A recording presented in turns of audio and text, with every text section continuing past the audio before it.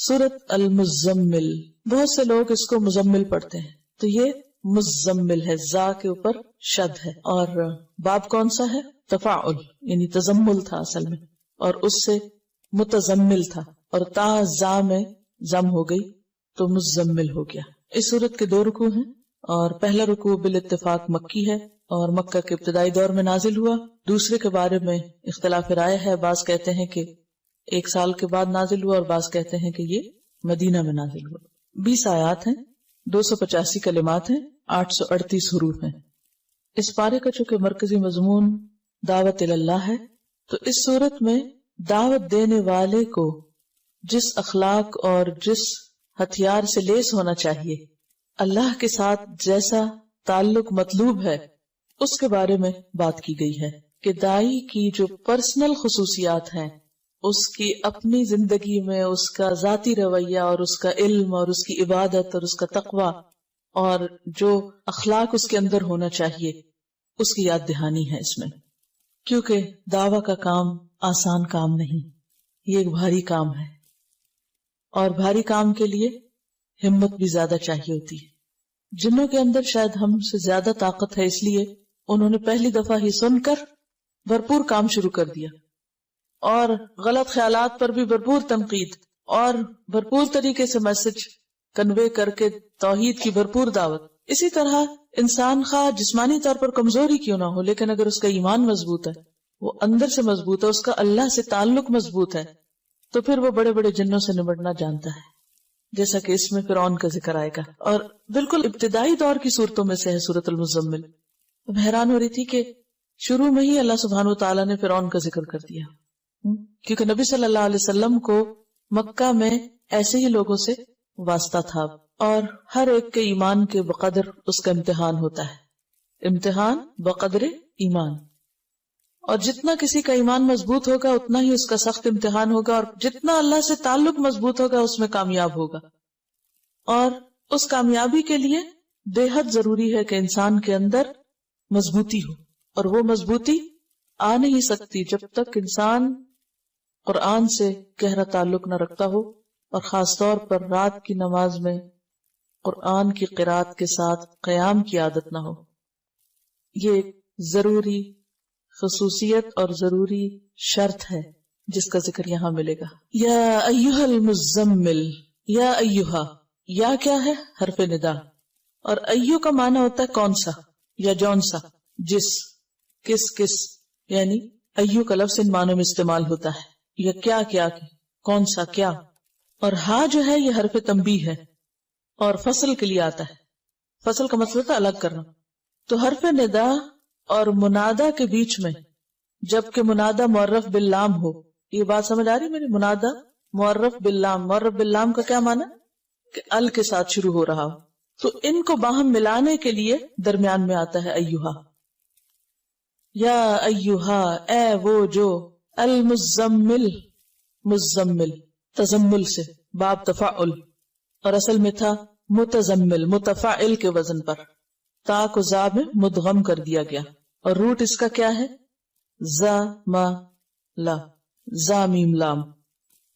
اور تزمل کا معنی ہوتا ہے اپنے اوپر چادر یا کوئی کپڑا لپیٹنا۔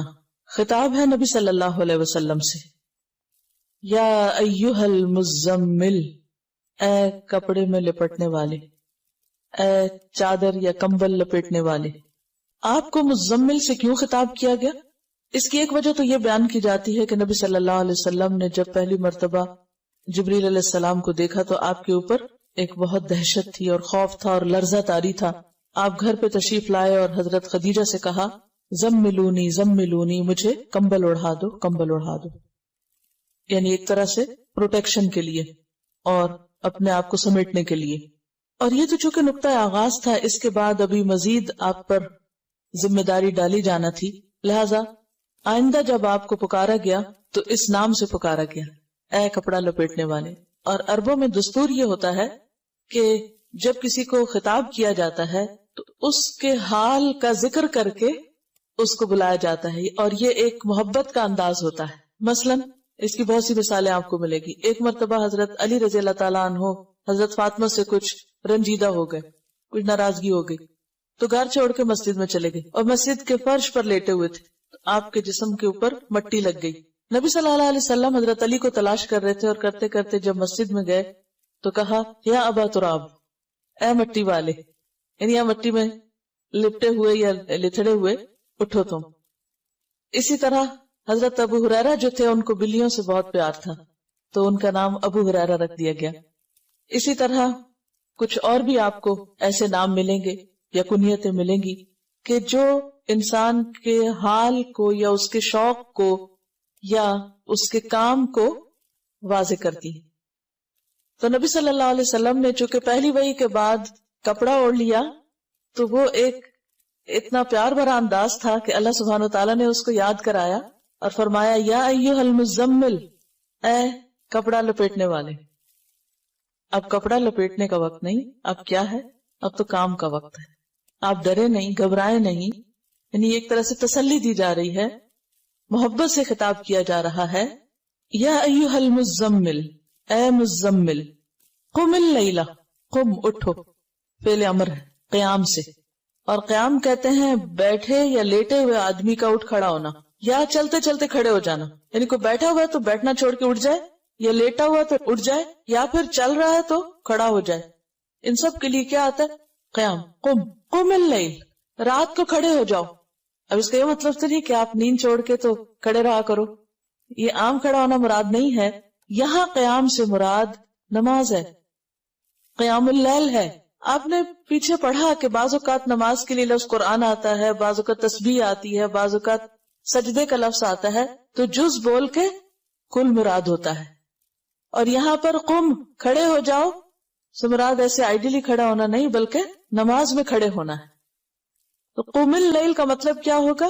اٹھو رات کے وقت اور اٹھ کر نماز پڑھو.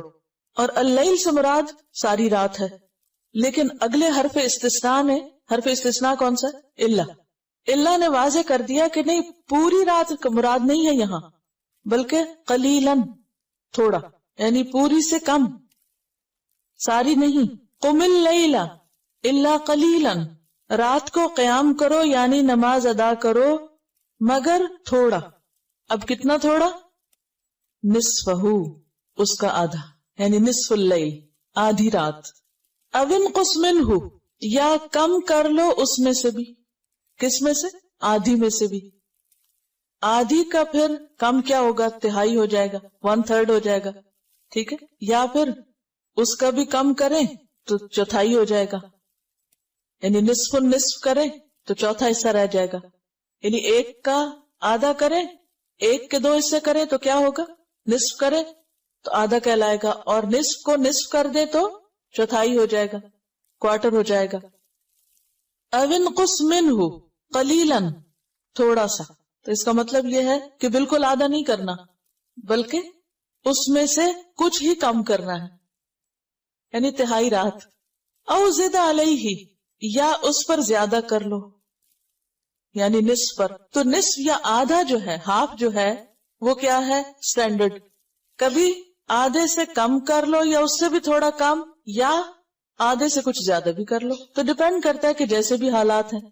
اب اس دور میں گھڑیاں تو تھی نہیں، کوئی الارم کلاک نہیں تھے، موبائل نہیں تھے، کوئی اور